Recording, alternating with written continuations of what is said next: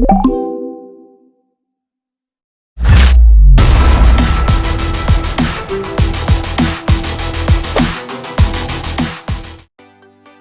वालेकुम viewers, welcome back to my channel. आप देख रहे हैं लैंडस्केप टेक। व्यूअर्स, जैसा कि आपको पता है, मैं आपके लिए इंफॉर्मेटिव वीडियो लेके आता हूं जो कि लैंडस्केप के बारे में होती हैं। उसमें मेरी कोशिश होती है कि मैं आपको इलेक्ट्रिकल और प्लम्बिंग के बारे में मालूमात दे सकूं। तो आज की वीडियो भी इंफॉर्मेटिव है मेरे उन दोस्तों के लिए जो कि किसी लैंडस्केप स्विमिंग पूल कंपनी में काम करते हैं या फिर मेंटेनेंस का काम करते हैं। उन दोनों के लिए तो बहुत फायदेमंद होने वाली है। व्यूअर्स, आपको पता है कि अब दुबई में और दुनिया के दूसरे बड़े बड़े मुल्कों में स्विमिंग पूल को जो है वो ज्यादा तरजीह दी जाती है। चाहे वो घर में हो, चाहे वो कम्युनिटी में हो, चाहे वो होटल्स में हो, तो स्विमिंग पूल को जो है वो हर कोई लाइक करता है। लेकिन अगर आपके पूल का फिल्ट्रेशन सिस्टम प्रॉपर काम नहीं करता तो स्विमिंग पूल की हालत कुछ इस तरह होती है। एक ग्रीन हो चुका है, एक बिल्कुल क्लियर ब्लू वाटर के साथ है। और ये पूल देखने में भी बहुत प्यारा लग रहा है, टाइल भी अच्छे से नजर आ रही हैं। तो क्लियर होने की वजह यही है कि आपका फिल्ट्रेशन सिस्टम बहुत अच्छा है। ग्रीन जो है वो आपका फिल्ट्रेशन सिस्टम अच्छा नहीं है, पानी की ट्रीटमेंट अच्छे से नहीं हो रही, केमिकल अच्छे से मिक्स नहीं हो रहा, इसीलिए जो है वो पूल का पानी का कलर चेंज हो जाता है। तो इसी पे आज मैं बात करूंगा कि फिल्ट्रेशन सिस्टम होता क्या है, कैसे काम करता है, पूल के अंदर क्या क्या चीजें होती हैं जो इस पानी को साफ रखने में मदद करती है। तो चलिए वीडियो को शुरू करते हैं। तो टेक्निकल डिटेल के लिए मैंने यहाँ पे जो है वो एक ड्राइंग का लेआउट अटैच कर दिया है, जिसकी मदद से मैं आपको स्टेप बाय स्टेप बताऊंगा कि पूल में क्या क्या चीज़ होती है और कौन कौन सी चीज़ पानी को साफ रखने में मदद करती है। तो सबसे ऊपर है पूल फ्लो ड्रेन है, उसके बाद पूल वैक्यूम है, ओवरफ्लो ड्रेन है, रिटर्न इनलेट है और उसके बाद पूल लाइट्स हैं।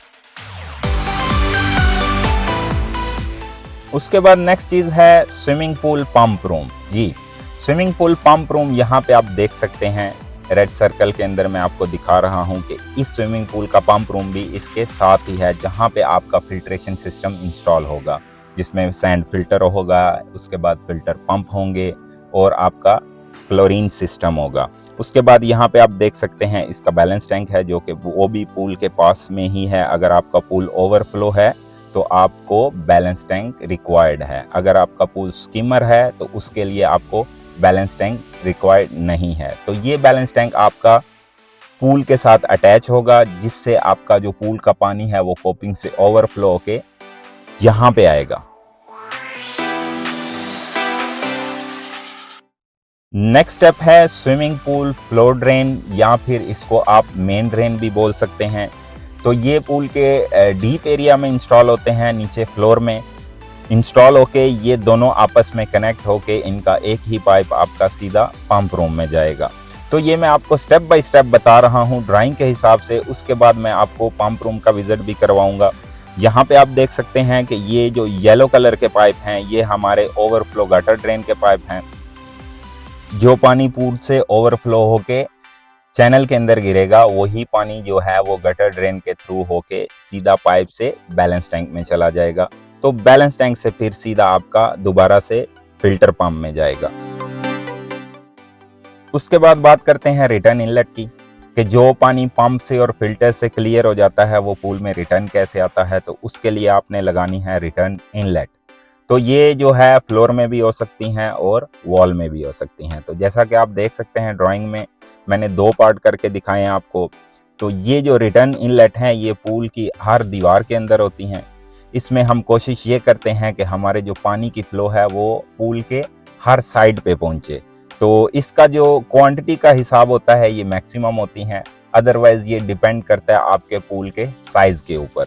जितना बड़ा पूल होगा उतने ज़्यादा इनलेट लगेंगे। तो मिनिमम जो है वो 10 होते हैं और मैक्सिमम फिर जो है वो ज़्यादा भी हो सकते हैं, पंप साइज के हिसाब से और पूल के हिसाब से। उसके बाद आती है बारी स्विमिंग पूल वैक्यूम की, जो आपको स्विमिंग पूल साफ करने में मदद करता है। इस पूल के अंदर जो ड्राइंग में आपको दिखा रहा हूँ, यहाँ पे 2 पूल वैक्यूम दिए हुए हैं।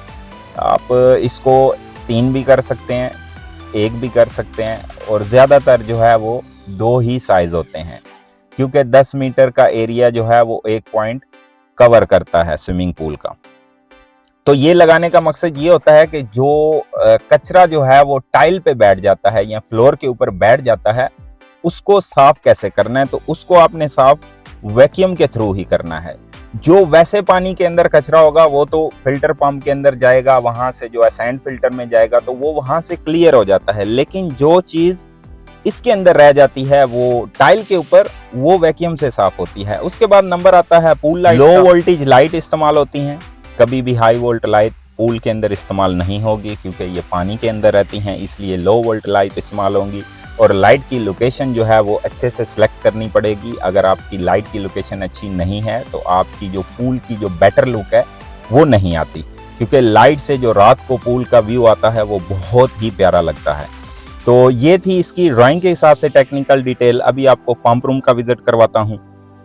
तो यहाँ पे हमने जो है वो बैलेंस टैंक की लाइन कनेक्ट की है, सेक्शन लाइन जो कि गटर ड्रेन वाली है। उसके बाद वैक्यूम लाइन है, ये भी पूल के अंदर से आ रही है। उसके बाद ये है मेन ड्रेन। तो ये तीनों पाइप जो हैं हमने लूप कर लिए हैं, इनको 90 mm के अंदर कनेक्ट करके सबको आपस में लूप कर दिया गया है। यहाँ पे हमारे पास पंप जो है वो 2 ड्यूटी 1 स्टैंड बाई है, क्योंकि हमारे पूल का साइज बहुत बड़ा था, इसलिए ज़्यादातर पंप 1 ड्यूटी 1 स्टैंड बाई होता है। तो यहाँ पे हमने 2 ड्यूटी 1 स्टैंड बाई रखा है। तो आप देख सकते हैं तीनों पंप जो है वो इसके साथ कनेक्ट हैं। उसके बाद ये पंप का आउट है, ये भी ऊपर 90 mm है, नीचे 63 है। इसके पास हमने नीचे जो है वो तीनों पंप को अलग अलग NRV लगाए हैं, उसके ऊपर क्लोज वाल लगा हुआ है। तो ये 2 ड्यूटी 1 स्टैंड बाई, ज़्यादातर जो है वो 1 ड्यूटी 1 स्टैंड बाई होता है। तो यहाँ पे आप देखेंगे फिल्ट्रेशन लाइन 90 mm, इसको हमने लूप करके फिल्टर से कनेक्ट किया है। ये फिल्टर का इन पॉइंट है और नीचे आउट पॉइंट। तो यहाँ पे दूसरी लाइन जा रही है, ये भी दूसरे फिल्टर में कनेक्ट है, क्योंकि हमारे पंप जो हैं वो 2 ड्यूटी हैं, इसलिए हमने 2 फिल्टर लगाए हैं। वैसे तो पूल के हिसाब से आप देख सकते हैं फिल्टर 1 चाहिए या 2।